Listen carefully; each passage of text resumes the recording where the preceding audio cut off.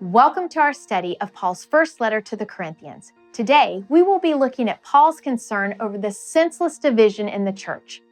1 Corinthians is a corrective letter in which Paul, as the founding pastor of the church, confronts many issues that are causing them harm and damaging their Christian walk and witness. Paul addresses this problem of division in the first 4 chapters of the letter. Now I exhort you, brethren, by the name of our Lord Jesus Christ, that you all agree, and that there be no divisions among you, but that you be made complete in the same mind and in the same judgment. For I have been informed concerning you, my brethren, by Chloe's people, that there are quarrels among you. Now I mean this, that each one of you is saying, I am of Paul, and I of Apollos, and I of Cephas, and I of Christ. Has Christ been divided? Paul was not crucified for you, was he? Or were you baptized in the name of Paul? Paul addresses this particular form of church division with only 3 words. Is Christ divided? This cuts to the essence of what it means to be a Christian. One wise saint mused, I'm not a Christian because of Christians. I'm a Christian because of Christ. This is certainly not to suggest that indecent behavior by Christians has no impact on people's perceptions of Jesus. Christians are his witnesses after all. That said, in the true conversion of the individual, it is Christ that must form the core of that relationship.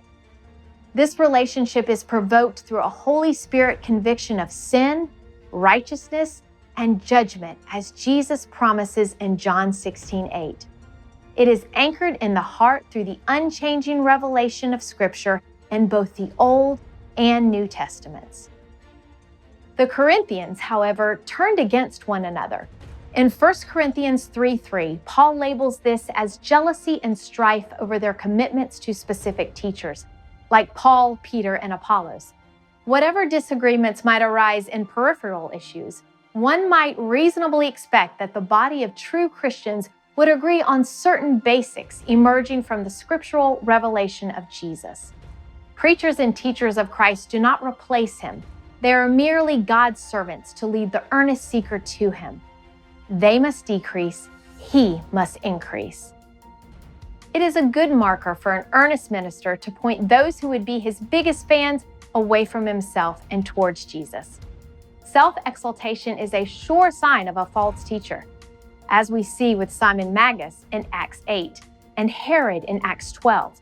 John the Baptist insists in John 3:30, he must increase, but I must decrease. Both Peter in Acts 10:25 and Paul and Barnabas in Acts 14:15 turn away those who seek to exalt them, crying out, I'm just a man, look to Christ.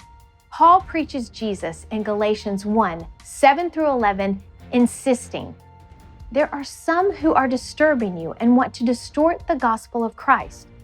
But even if we or an angel from heaven should preach to you a gospel contrary to what we have preached to you, he is to be accursed. For I would have you know, brethren, that the gospel which was preached by me is not according to man.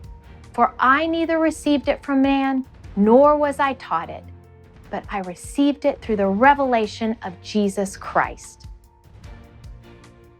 Just so, specifically addressing his own biggest fans in Corinth, Paul says in essence, look, when I preached the gospel in Corinth and you were converted, it was not I who accomplished that.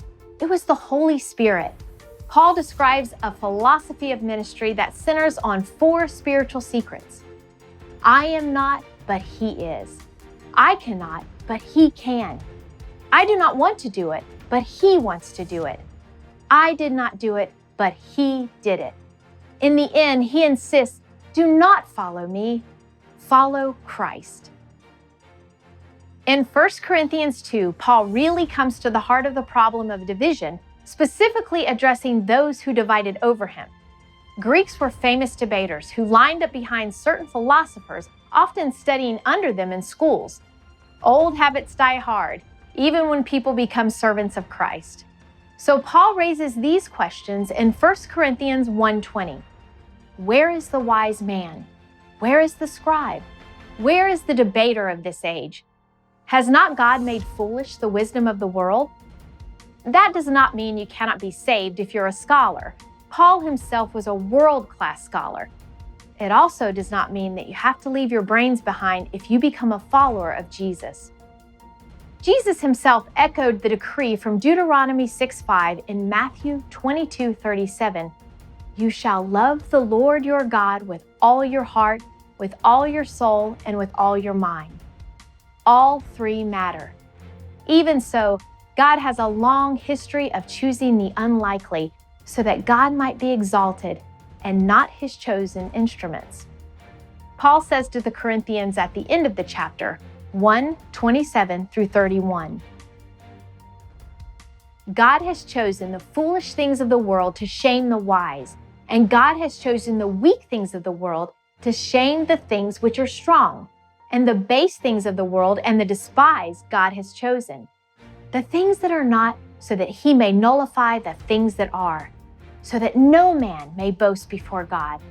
But by his doing, you are in Christ Jesus, who became to us wisdom from God and righteousness and sanctification and redemption, so that just as it is written, let him who boasts, boast in the Lord. There are no special Christians, only a special Christ. To emphasize this point and turn his would-be followers to Jesus first, Paul writes in 1 Corinthians 2:1 through 5, and when I came to you, brethren, I did not come with superiority of speech or of wisdom, proclaiming to you the testimony of God. For I determined to know nothing among you except Jesus Christ and him crucified. I was with you in weakness and in fear and in much trembling, and my message and my preaching were not in persuasive words of wisdom, but in demonstration of the Spirit and of power, so that your faith would not rest on the wisdom of men, but on the power of God. What Paul is really saying is, do not be a follower of mine. Do not divide over me simply because I have a lot of education or because you think I'm some great minister. What happened to you in Christ was the work of the Holy Spirit, not me. Always be Christ's first and foremost. All true Christians should be united around Jesus, not divided around people like me, Peter, and Apollos. Paul divides the human family into two kinds of people. First, we have the spiritual man who has received the Spirit of God and thus understands spiritual things. Second, we have the natural or the unspiritual man who without the help of the Holy Spirit cannot understand spiritual things. Paul writes in 1 Corinthians 2:12 through 16, now we have received not the spirit of the world, but the Spirit who is from God, so that we may know the things freely given to us by God, which things we also speak, not in words taught by human wisdom, but in those taught by the Spirit, combining spiritual thoughts with spiritual words. But a natural man does not accept the things of the Spirit of God, for they are foolishness to him, and he cannot understand them because they are spiritually appraised. Did you catch that? The only way someone can truly understand the things of God is if the Spirit of God reveals it to him. A person may have insights into a scriptural text, but only the Holy Spirit brings true insight into the God of the text. So the questions that arise are, do you understand the scriptures as you read through them? Do you understand the application to your life? Do you love the truths of the Word of God and yearn to follow them more faithfully because you know that they are true and from God? If you've never prayed and asked God to help you understand His Word, the Bible, do so now and study His Word every day. We need earthly teachers to help us with many technical aspects of Scripture, like historical background, original languages, cultural context, best practices for right interpretation. But we will never truly understand spiritual things if we do not have the Holy Spirit. If you think about it, this is perfectly fair. The Holy Spirit will teach anybody who wants to know. If it were based on high intelligence or educational advantage or wealth, only the most accomplished people could be spiritual. God has structured it, however, so that all can learn and grow in spiritual matters. As Jesus suggests in Luke 11:9-10, understanding spiritual truth is a matter of asking and seeking and knocking. So I say to you, ask and it will be given to you. Seek and you will find. Knock and it will be open to you. For everyone who asks receives, and he who seeks finds, and to him who knocks it will be opened.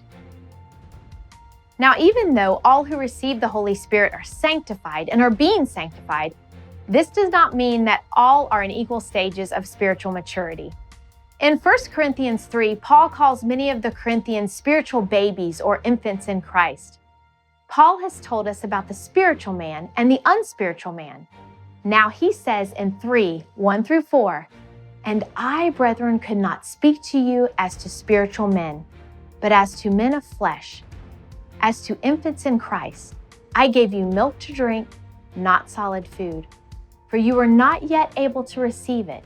Indeed, even now you are not yet able, for you are still fleshly. For since there is jealousy and strife among you, are you not fleshly? And are you not walking like mere men? For when one says, 'I am of Paul,' and another, 'I am of Apollos,' are you not mere men?" Paul recognizes that even when transformed by salvation, there is a long road ahead for the Christian who clings to old habits, even while embracing a new reality. Often one's salvation is a radical change, but the journey to Christ-likeness can be arduous. Further, Paul clarifies something significant about church leadership. Paul says in 1 Corinthians 3:5-9, "What then is Apollos, and what is Paul? Servants through whom you believe, even as the Lord gave opportunity to each one. I planted, Apollos watered, but God was causing the growth. So then neither one who plants nor the one who waters is anything, but God who causes the growth. Now he who plants and he who waters are one, but each will receive his own reward according to his own labor. For we are God's fellow workers. You are God's field, God's building." Then Paul concludes in 3:21-23, "So then let no one boast in men." Do you hear what he says? Do not glory in men. Do not be a follower of men. Glory in God and be a follower of God. We read in 1 Corinthians 1:31, "Let him who boasts, boast in the Lord." As we close, let us cultivate gratitude for our teachers. We should pray for them and support them and make their lives easier rather than harder. But in the end, we are Christians first, primarily following Jesus Christ, who is revealed in Scripture and made Lord in our hearts by the conviction and transformation of the Holy Spirit. We only follow others as they follow Christ and help us to be more like Christ in our service to Jesus.